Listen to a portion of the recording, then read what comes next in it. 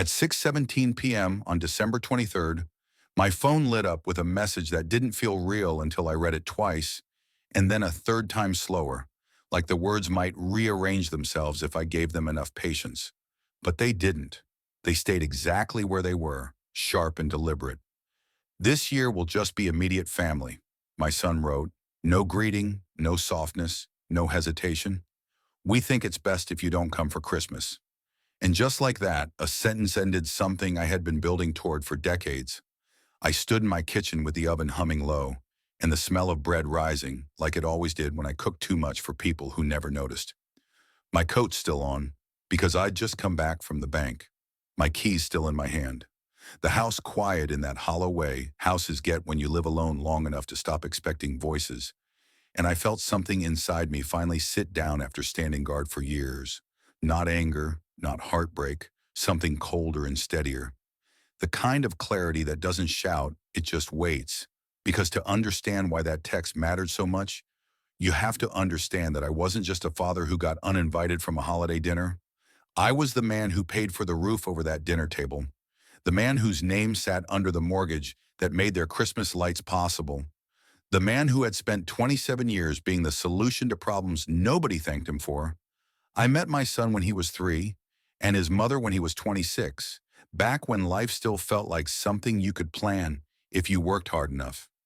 She had just gotten out of a marriage with a man who knew how to disappear whenever responsibility came up. And I told myself love meant stepping into the gap without keeping score. So I did. I stepped into school pickups and doctor visits, science fair projects and scraped knees. I stepped into paying off old debts that weren't mine because stability mattered more than fairness. I worked longer hours, turned down promotions that required travel, learned how to be present even when I was exhausted, because I believed consistency was a form of love. And when my son grew older and needed braces, I paid without hesitation. When he wanted private tutoring because public school bored him, I paid. When he got into college and decided halfway through that it wasn't his vibe, I paid for the withdrawal fees and the lost semester. I didn't complain because I thought support meant silence. And over time, that silence became expectation, then entitlement, then something closer to ownership. The house we lived in was never jointly purchased. I bought it before I married his mother, refinanced it later to get a better rate, kept my name on every document because someone had to be responsible. When she lost her job during a restructuring, I said we'd be fine. When my son wanted to start a business that never opened, I covered the lease termination. When he decided renting was a waste and buying was smarter, I co-signed a mortgage he couldn't qualify for on his own. Because a father helps, that's what I told myself. A father makes sure his child doesn't fall, even if it means standing underneath the weight forever. And slowly the language in the house changed. Not dramatically, just enough that I noticed it late. Your place became the house. Thanks became, you'll handle it. Decisions stopped, including me, even when my money funded them. My opinions became obstacles instead of guidance. But I kept going because families aren't transactional, except they are when only one person pays the cost. I told myself Christmas would be different. It always carried this false promise of reset. I imagined sitting across from my son at the table. Imagined that maybe this year he'd see me not as infrastructure, but as a person. Maybe he'd say something simple like, "I'm glad you're coming." Instead, I got a text that removed me cleanly, efficiently, like an unnecessary line item. And standing there with the oven still warm and the bread half risen, I realized this wasn't sudden. It was overdue. This wasn't rejection, it was confirmation. They didn't ban me from Christmas because of a fight or a misunderstanding. They banned me because I had already been erased quietly. And the thing about being erased is that it only works as long as you keep funding the page. I sat down at the kitchen table and placed my phone face down, listened to the hum of the refrigerator, the ticking of the wall clock, the sounds I had paid to keep consistent for years. And I thought about the mortgage payment scheduled to autodraft the next morning. Thought about the insurance bill tied to my account, the utilities still in my name, the loan I guaranteed with my credit and reputation. And for the first time, the thought wasn't panic, it was choice. Because if I wasn't family enough to be present at the table, then maybe I wasn't obligated to hold the house together either. I didn't respond to the message. I didn't argue. I didn't ask why. I just stood up, turned off the oven, and picked up my keys again. Because the truth is, I had already given them everything except the one thing they actually needed to learn. What life looks like when the safety net realizes it's being used as a floor. And that lesson doesn't begin with yelling. It begins with silence, paperwork, and a phone call from a bank that doesn't care about family politics, only names and signatures. And as I locked the door behind me and stepped into the cold December air, I knew I wasn't walking away from my son. I was walking toward the first honest decision I'd made in years. I drove past my son's neighborhood without turning in, watched the familiar streets slide by like scenery from a life I'd already exited, and checked into a small hotel off the interstate that smelled faintly of disinfectant and burned coffee. The kind of place where nobody asks questions and the walls are thin enough to remind you that everyone else is minding their own business too. I sat on the edge of the bed fully dressed, coat still on, and pulled out my laptop. Not because I wanted distraction, but because I wanted facts. For years, I had avoided looking too closely at the numbers because I already knew what they would say, that I was carrying more than my share, that my generosity had quietly turned into obligation. But now I opened every account, every statement, every automatic payment I had set up out of habit. The mortgage payment for my son's house sat there like a quiet accusation, drafted monthly from my account without fail. Insurance, property taxes, a small maintenance reserve I'd insisted on because I knew pipes burst and roofs fail, whether you're grateful or not, and I felt something settle in my chest that felt like grief, but behaved like resolve. I wasn't angry yet. Anger requires energy, and I was done spending energy on people who treated it like a resource they were entitled to. I slept badly that night, not from regret, but from replay. Every moment I'd excused, every boundary I'd softened, every time I'd chosen peace over honesty because it felt kinder. By morning, the decision had already been made, even if the steps weren't fully mapped. I showered, dressed, and walked into the bank just after it opened. The same branch I'd been using for decades, the same manager who knew my name without looking at the screen. She smiled automatically until she saw my face and asked if everything was all right. And I told her the truth without decoration, that I needed to separate my financial obligations immediately, that a dependent arrangement had ended, that I needed clarity, not comfort. She didn't ask why. She just nodded and started pulling up accounts, explaining calmly what could be changed and what required notice, what would trigger alerts and what would simply stop. The mortgage was the largest piece. My name was primary. My credit carried it. My signature guaranteed it. I had every legal right to withdraw support, but there would be consequences, missed payments, notices, escalation. I listened carefully because consequences were the point. I asked her to stop the auto draft, to remove my account as the funding source, to send notices to the address on file, my son's address. She looked at me once, then back at the screen fingers, moving with professional precision. When she was done, she slid a printed summary across the desk, and it felt heavier than paper. Next were the utilities, still in my name, because it had been easier than changing them. Electricity, water, gas, insurance policies, bundled and discounted because of my credit score. I made calls from the car, methodical, polite, requested transfers of responsibility, gave notice where required, cancellation where allowed, no explanations, no drama, just procedure. By noon, my phone had begun vibrating intermittently, messages I didn't open, calls I didn't answer, because I knew exactly what they were, and I wasn't ready to hear panic pretending to be confusion. I went to a diner I'd never been to before and ordered soup I barely tasted. Watched families through the window laughing too loudly in that forced holiday way, and wondered how many of them were balanced on unspoken agreements like mine had been. That afternoon, I called a lawyer recommended by the bank, not because I wanted revenge, but because I wanted insulation, someone to tell me where I stood and how to stand without collapsing. He listened, asked a few sharp questions, confirmed what I already suspected, that legally I was clear, morally I owed nothing further, emotionally I would be tested. He told me to document everything, to save messages, to avoid confrontation, to let systems do what systems do best when feelings fail. I left his office feeling strangely lighter, Not because things were resolved, but because they were defined. Clarity is a form of relief you don't appreciate until you've lived without it too long. The first call I answered came that evening, my son's number flashing across the screen like an accusation. I let it ring twice before picking up.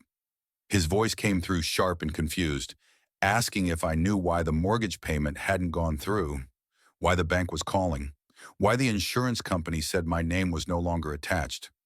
I told him calmly that I had stepped back from obligations that assumed a relationship that apparently no longer existed. He went quiet for a moment, then angry, said I was overreacting, said it was just Christmas, said families fight and move on. And I realized something important then, that he didn't hear what he'd done, because it had never mattered to him before. My presence was assumed, my support automatic, my feelings optional. I reminded him gently of his message, of being told not to come, of being excluded without conversation, and he dismissed it, said I was taking things too personally, said I needed to understand boundaries. The irony would have been funny if it hadn't been exhausting. I told him boundaries worked both ways, and that financial ones were the only kind he seemed to respect. He hung up. The calls started after that, first from him, then from his wife, then from his mother, voices layered with confusion, then frustration, then fear as the reality settled in. Missed payment, notices don't negotiate. Banks don't care about intentions, only contracts. By the next morning, I had 18 missed calls, voicemails stacking up like evidence. Some angry, some pleading, some suddenly warm in a way that felt rehearsed. Offers to talk, to apologize, to explain. None of them included the words, "I'm sorry for banning you." None of them acknowledged the original wound. They all revolved around urgency, damage control, what could be fixed quickly. And listening to them, I finally understood that my role in their lives had never been emotional. It had been structural. I was the beam holding the house level, unnoticed until removed. I didn't call back, not yet, because the collapse needed to be complete before any conversation could be honest. Systems were already moving, letters already sent, consequences already queued. And for the first time in years, I let myself sit still and do nothing. Because sometimes the most powerful action is restraint. Letting people experience the weight of a world you've been quietly carrying alone. The calls didn't stop just because I didn't answer them. If anything, they multiplied. Desperation breeding persistence. And by the third day, my voicemail was a timeline of emotional escalation. My son's messages shifting from anger to bargaining, his wife's from confusion to panic, his mother's from accusation to something that almost sounded like regret. Though even then it was regret framed around inconvenience rather than harm. Words like misunderstanding and overreaction floated freely, while accountability remained conspicuously absent. I listened to them once, all the way through, not because I planned to respond, but because I needed to hear the full shape of what they were offering. And what they weren't. There was no acknowledgement of the moment that started this. No recognition of the text that banned me from Christmas. No mention of how it felt to be excluded after decades of inclusion purchased through consistency and sacrifice. It was as if that moment didn't exist in their memory at all, overwritten by the far and sacrifice. It was as if that moment didn't exist in their memory at all, overwritten by the far louder problem of bills they didn't know how to pay. On the fourth day, a formal notice arrived from the bank, addressed to my son, informing him that the mortgage was now delinquent and outlining the next steps should payment not be made. I didn't forward it, didn't warn him, because adulthood doesn't come with reminders when you've already been told where the edge is. I spent that week quietly restructuring my own life, moving money into accounts that reflected only my needs, updating beneficiaries, canceling subscriptions I'd never used, simplifying. Because clarity invites simplicity if you let it. I slept better than I had in years, not because I was free of sadness, but because I was free of pretense. There's a difference between loneliness and peace, and I was finally learning it. The confrontation, when it came, was inevitable but anticlimactic. They showed up at my door unannounced on a cold afternoon, my son looking smaller than I remembered, shoulders tight, eyes darting, his wife standing close like proximity might provide authority, his mother just behind them, silent now in a way that felt more real than her earlier defenses. I let them in, not because I owed them anything, but because I wanted to see what honesty looked like when there was nowhere left to hide. The conversation circled at first. Accusations. Softened by need, explanations padded with emotion, until finally my son asked the only question that mattered, why I would let things get this far. And I answered him simply, because he had already decided how far I mattered. He didn't argue then, didn't interrupt. He just stared at the floor like someone counting cracks they'd never noticed before. His wife tried to reframe it as a misunderstanding, said families say things they don't mean. And I reminded her that meaning isn't measured by intention alone, but by impact, especially when patterns repeat. I told them I wasn't interested in restoring what had existed before, because what existed before required my silence in exchange for access, and I was no longer willing to pay that price. I didn't gloat, didn't threaten, didn't list numbers again. I didn't need to. The system was already doing that for me. What I offered instead was clarity. I told them the mortgage was no longer my responsibility, that they would need to refinance or sell, that my involvement ended where my respect had. My son finally looked up then, eyes wet, voice unsteady, and said he hadn't thought I'd actually step away.